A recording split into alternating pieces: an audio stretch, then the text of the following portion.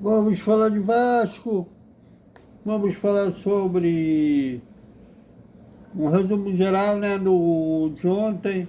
Também dois comentários, né, opiniões em off, a Vasco sobre essa absurda impunidade ao Bruno Henrique e também sobre o Flamengo financeiro. Tudo isso desperta, Vascaíno! Salve, salve, galera do Vascão! Bom dia para todo mundo! E quarta-feira que vem, às 9h30 da noite, deve ser jogo da Globo Aberta. A Globo ainda não anunciou, volta alguma semana, mas deve ser o da Globo Aberta. A bola vai rolar e como vai rolar?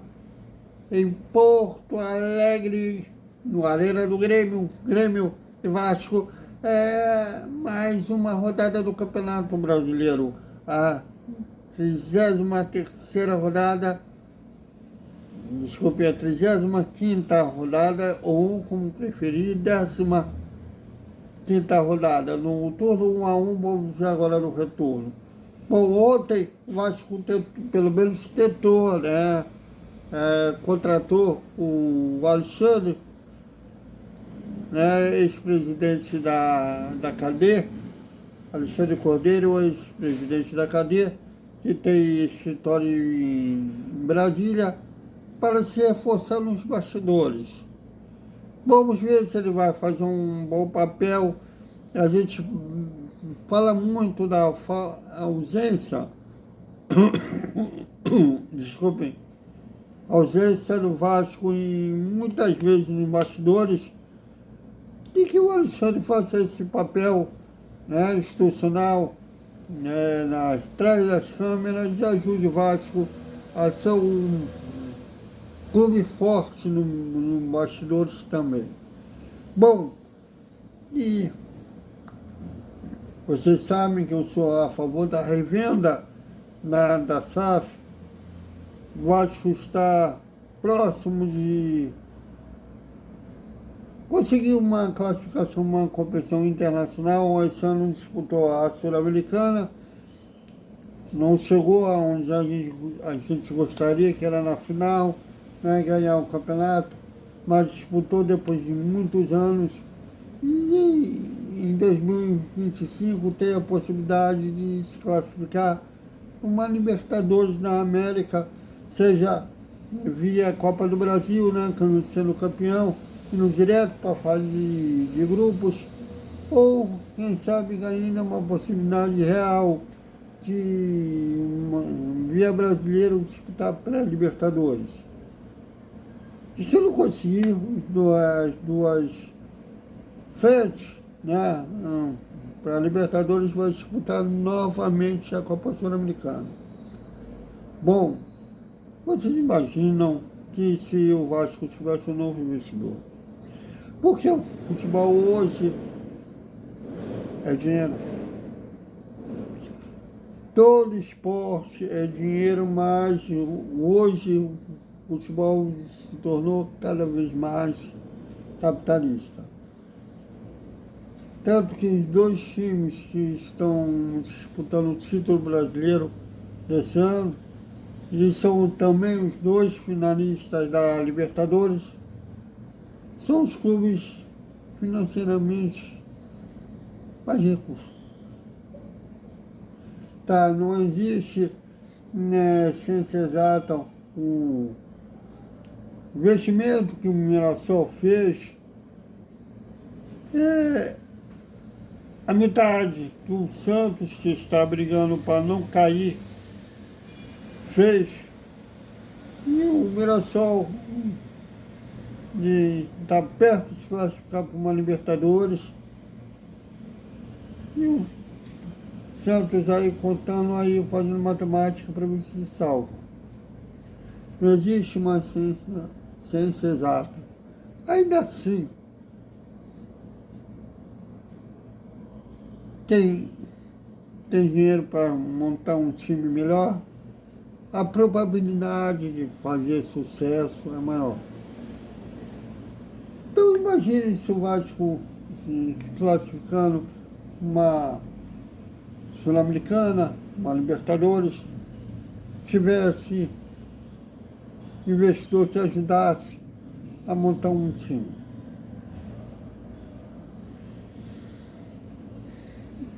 Talvez esses nomes especulados por influencers que não são jornalistas, não têm compromisso com a verdade, infelizmente. Como eu vi aí, tem até... O YouTube tem uma coisa legal que incluiu todo mundo, mas ao mesmo tempo, no jornalismo, monetização, se bem que a pessoa não é jornalista,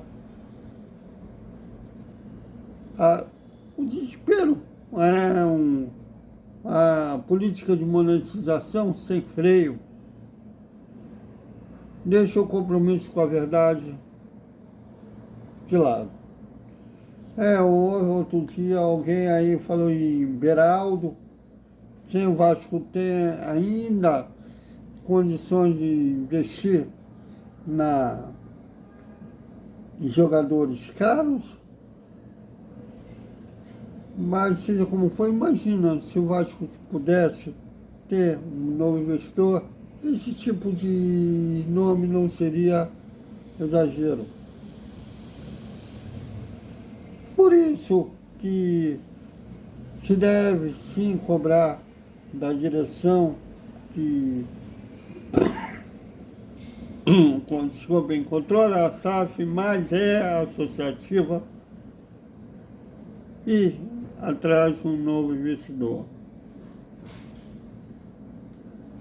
Mas pelo visto isso não vai acontecer, eles vão continuar enrolando o torcedor que não pode fazer, cometeu o mesmo erro que a 77, mas isso no fundo é enrolar o torcedor,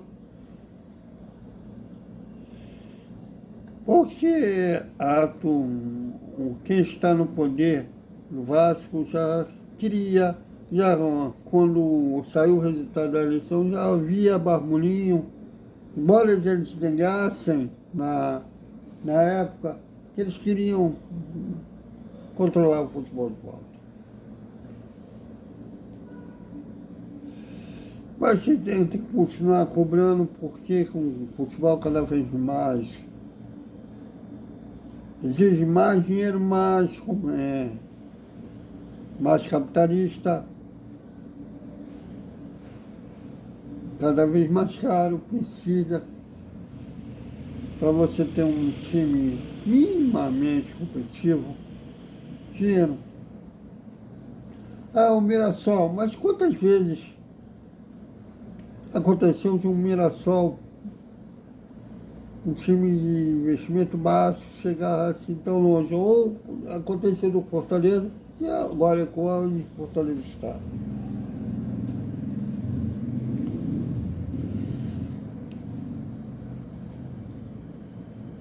E ainda mais com o teto orçamentário, aqui não é chamado teto orçamentário, o tal fair play financeiro deixou muito mais claro que os clubes vão aderir, ainda mais a SAF, com esse fair play financeiro. Quem me conhece desde a época do meu primeiro texto para o Correio da Lavoura, eu sou a favor de um controle de gastos dos clubes, mas não dessa maneira que estão fazendo. Começa já em janeiro a fiscalização, mas tem até 2029 para os clubes aderirem, que todo mundo seja adaptado às regras do fair play financeiro. O endividamento não pode ser 45% da receita, as punições são até ok. Mas eu gostaria mais que esse fair play financeiro fosse como é na Fórmula 1, como é na NBA. A entidade, no caso aí a CBF, estabelecesse. Os clubes têm até um valor X para montar seus times. Não pode ultrapassar desses limites. E fizesse uma regulamentação para controle de dívidas dos clubes, né, em vez de tentar armazenar as dívidas, ajudasse aos clubes se livrarem das dívidas. Mas vamos ver da forma que está. Eu não acredito que, na prática, esse fair financeiro vai sair, vai entrar em vigor e que vai ter realmente punição. Me parece ser um mais ato para inglês ver. Ainda mais que a boa parte da sugestão do Play financeiro foi sugerido pelo Flamengo, um clube que me parece estar mais preocupado em sufocar os que estão tentando se erguer do que ajudar todo mundo ter igualdade de condição de luta. Mas espero estar enganado. Vamos ver na prática como que isso vai acontecer. E para encerrar o nosso Desperta, que ficou em mais off, Vasco, que Vasco mesmo, infelizmente, é uma coisa chata essa data da FIFA. Eu acho que deveria ter menos data da FIFA do que há. Antigamente, até invejo os colegas das antigas, porque na época eles podiam acompanhar treinamento e eles sempre tinham alguma coisa do dia mesmo do clube, né? O treinador X treinou o jogador Y naquela função. Hoje a gente apura, né? A maioria só divulgar mesmo o que aconteceu durante a semana, perto do jogo começar, desculpa aí, perto do jogo rolar.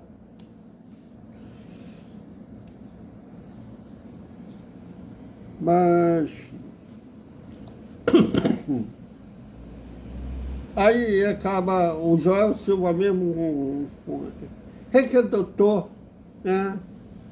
Reviveu a treta do Éder Luiz com o Euriquinho, que eu nem me ligava mais que existia, essa treta do Euriquinho com o Éder Luiz, até me surpreendeu.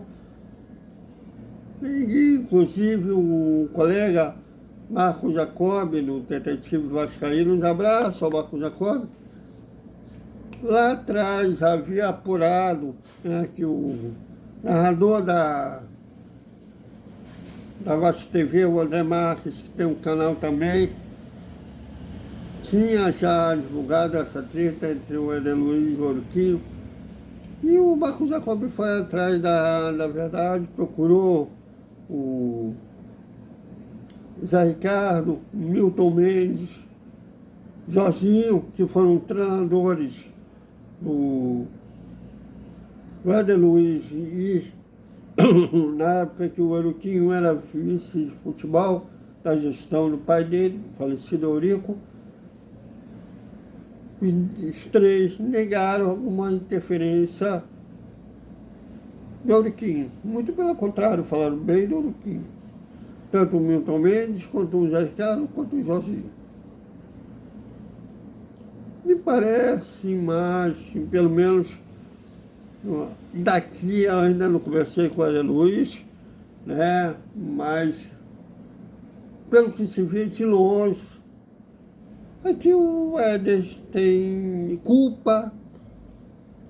Ele escolheu como vilão da última passagem dele pelo Vasco, ter sido não nem perto da primeira, ter sido uma passagem apagada, a última passagem.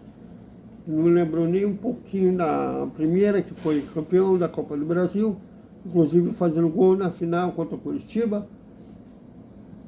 E culpa o Oroquinho. E olha que eu tenho que ser justo. Todos sabem que, para mim, tem um político do Vasco é ok para gerir o clube. Todos sabem que eu defendo a revenda, que a política tóxica contamina o futebol. Quero o futebol longe da política do clube. Mas nesse caso aí, é o que me parece que o Éder escolheu, pelo menos, o Oroquinho como vilão. Mas voltando, dessa data da FIFA é um horror, volta assunto, então acabou sendo mais um boa noite, mais um off do Vasco, que foi o Vasco mesmo. E para encerrar o nosso Despertar Vascaíno, que absurda a absorção do Bruno Henrique lá no time da Gávea, hein? Bom, pelo jeito, tá de boa você dar informação privilegiada aos seus parentes, Se vocês estiverem vendo um vídeo aí, primo, irmão, tio, jogador de futebol, peça para ele tomar cartão, ele fala para você no WhatsApp que vai tomar, fala o dia qual vai ser a partida que ele vai tomar cartão, tá de boa. Não é punido a multa que for condenado. Quem vai pagar é o teu clube. Você sabe. Porque é esse precedente que o STJD deu. Eu não punir o Bruno Henrique. Mas eu acho que se o Bruno Henrique fosse jogador do Vasco, fosse jogador do Palmeiras, fosse jogador do Santos, fosse jogador do Bangu, a visão dos gravetados seria outra. É por isso que parte da sociedade brasileira é conveniente com corrupção. Pode ter na lei ali na justiça desportiva algo que impeça que o Bruno Henrique não falou o resultado do jogo, não controlou o resultado do jogo, mas deu uma informação privilegiada. Moralmente, foi ruim demais. O próprio o auditor que defendeu um passa-pano no Bruno Henrique, disse que a coisa era grave. Mas ainda assim votou pela não punição. Engraçado que esse auditor tem vídeo aí ele na torcida de olha do time.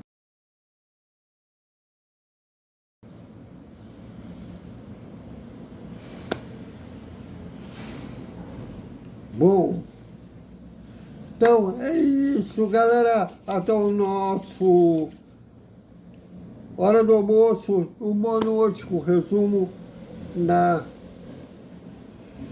sexta-feira do Vasco.